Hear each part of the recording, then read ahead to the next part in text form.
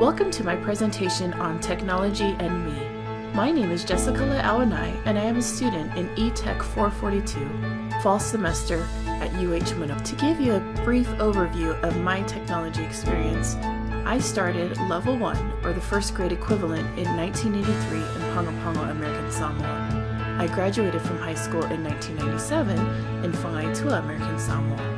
I first went to college at Brigham Young University in Provo, Utah in 1997, and I graduated with a BA in English and a minor in Human Development in 2003.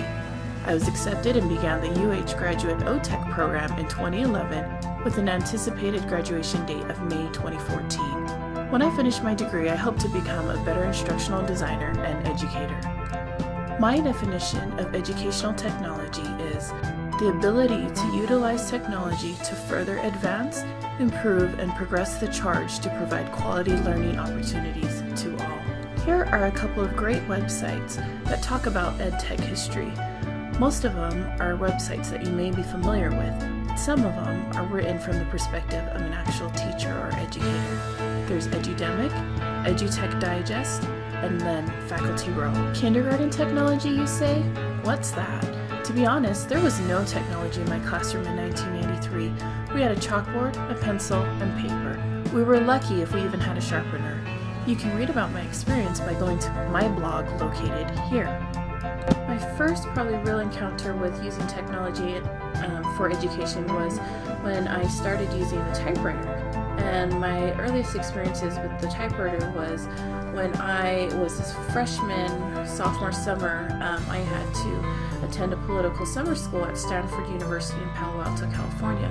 And I lugged my 50-pound typewriter in a suitcase all the way from American Samoa across the Pacific Ocean to my summer camp. But all of the kids were lugging their typewriters from across the rest of the United States, so it wasn't a big deal.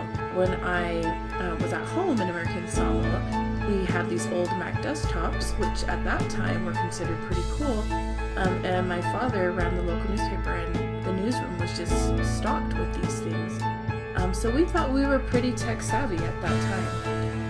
Here's a quick look at a detailed timeline of the technology use I had in college. In '97, I used the old Macintosh picture below as an incoming freshman, and my dorm roommates actually laughed. And I didn't know that I was behind the times until they started laughing at my computer. In '98, I got a job at CompUSA, and I was able to get a great compact PC. Was able to look at all the new tech tools that came into the store.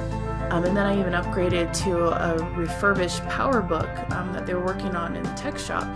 And I used my CompUSA discount, and I thought it was the coolest store to work at. Then I went back to the PC and I got an HP desktop in 2000, and then I graduated college with that same HP desktop. As far as looking at my overall tech learning experience, I think the two things that stand out to me is that when I was in American Samoa and going through K through 12, it was very linear delivery methods. So it was a stage on the stage, chalkboard, paper, pencils, highly auditory, and we were expected to comprehend this information and digest all this information through auditory means. When I moved to the US, I found that through the use of technology and computers, I was able to use the internet and email and things like registration for classes were all done online. And then just going to the library was huge, and there was this database system. You had to, sit and wait to get on a computer to access this database system. And there was a lot of hands-on learning and application that took place. So the two different methods of learning are what stand out to me most vividly as far as my learning experience. I would love to be able to use iPhone technology in my classrooms or iPad technology. I'd also love to have digital drawing tablets with screen capture technology available, and then Promethean boards. My vision for a classroom of the future would kind of look like this diagram shown below. Just go ahead and replace Mimeo with any tech tool.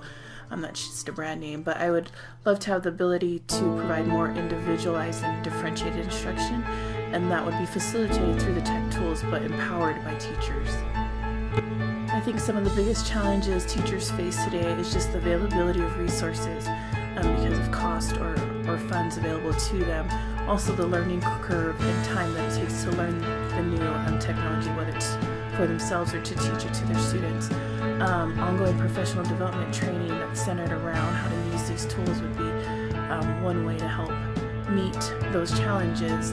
But obviously for teachers to find the time to be able to do that on a continuing basis and to keep up with the tech changes is a big mountain to climb.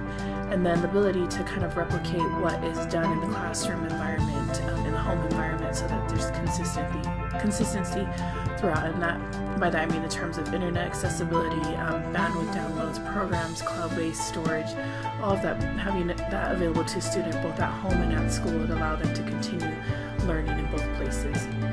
This is one of my favorite quotes, and it's by Albert Einstein. "Everyone is a genius, but if you judge a fish on its ability to climb a tree, it will live its whole life believing it is stupid."